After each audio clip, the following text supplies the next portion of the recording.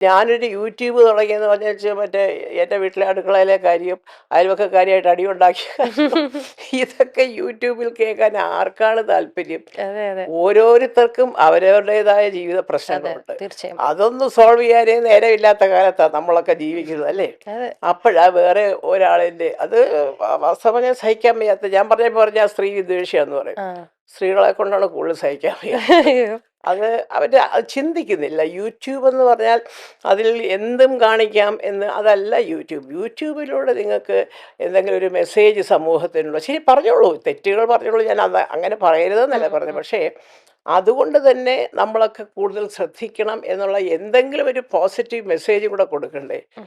അതില്ല. ചില പെൺപിള്ളേരുടെയൊക്കെ കണ്ടു കഴിഞ്ഞാൽ എനിക്ക് തന്നെ തോന്നുന്നു എന്തെങ്കിലും തലയ്ക്ക് എന്തെങ്കിലും പ്രശ്നമുണ്ടോ? ഈശ്വരാ എന്താ ഈ കുട്ടി ഇങ്ങനെ കണ്ടിന്യൂ ചെയ്ത് പോകുന്നത് തോന്നാറുണ്ട്. ആ, അത് വളരെ അപൂർവം. കുറച്ചും കൂടെ എന്നാലും പ്രൊഡക്റ്റീവ് ആവണം അതാണ്. എന്നാണ്. അതുകൊണ്ടാണ് ഞാൻ ഈ ഇന്റർവ്യൂ കാരണം ഇതിങ്ങനെ ചവറ് പോലെ വരുന്നുണ്ട്. ഉം.